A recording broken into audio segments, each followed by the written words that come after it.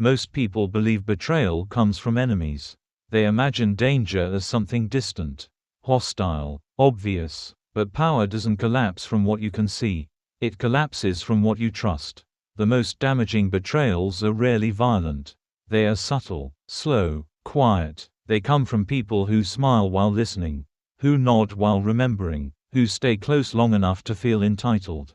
If you've ever been surprised by disloyalty, it wasn't because you trusted the wrong person.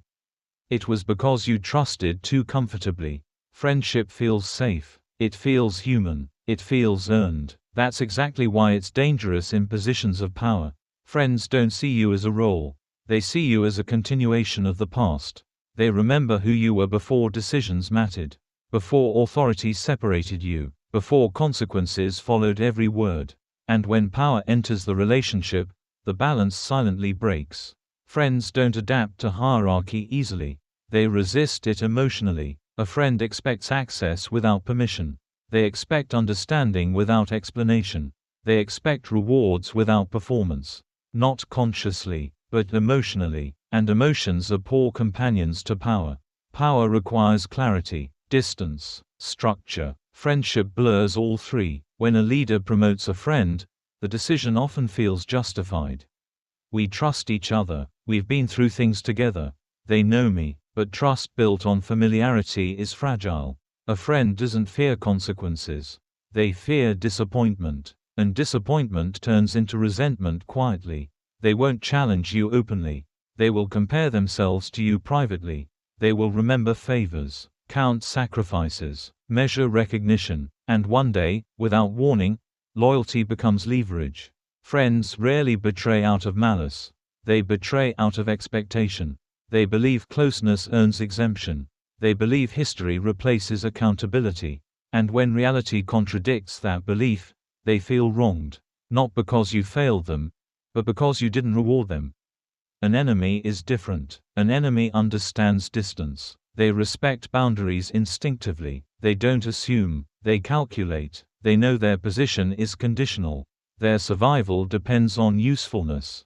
And usefulness creates discipline. Enemies are underestimated because they arrive with tension.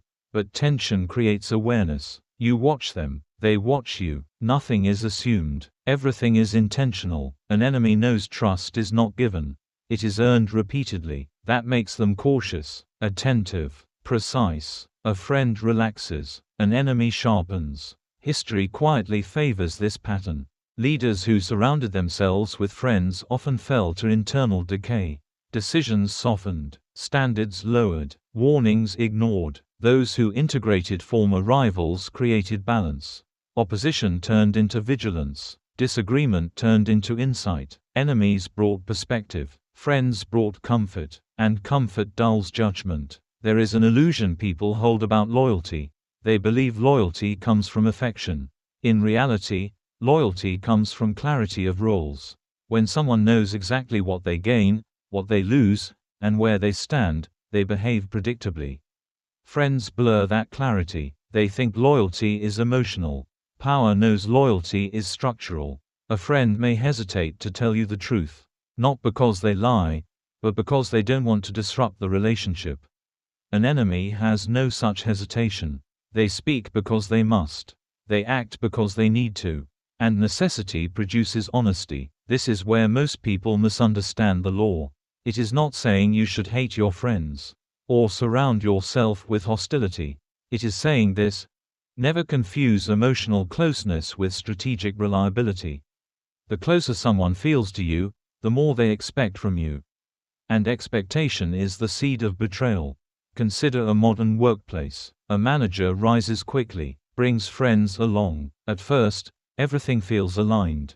Casual conversations, shared jokes, unspoken understanding. Then pressure increases. Decisions become difficult. Resources become limited. One friend feels overlooked. Another feels underappreciated. Another feels replaced. None of them speak openly. They withdraw. They criticize quietly. They undermine subtly. Not out of hatred, but out of entitlement. Now imagine a different scenario. A former competitor joins the team. Someone who once challenged authority. They arrive cautious, measured, alert. They don't assume protection, they earn relevance. They outperform expectations. They guard their position carefully, because they know what loss feels like. And those who know loss rarely gamble with loyalty. Power is not sustained by warmth. It is sustained by alignment. Enemies align through interest. Friends rely on memory. Memory fades. Interest remains sharp. This law exists because human nature doesn't change with success. People don't become less emotional when power appears. They become more sensitive. They compare more. They remember more. They feel more. Friends feel the rise of power as separation. Enemies see it as opportunity. And opportunity motivates better than nostalgia. The quiet application of this law is simple. You don't exile your friends. You reposition them. You keep affection personal. You keep strategy professional. Critical roles require emotional neutrality, not history. Let friends remain friends. Let power remain structured. Those who last understand something painful. Trust is not about closeness. It's about predictability. Enemies are predictable. Friends are emotional. And power cannot afford emotional surprises. In the end, power doesn't ask who stood beside you at the beginning. It asks who remains reliable when hierarchy is unequal. Friends love who you were. Enemies respect who you are. And respect lasts longer than affection.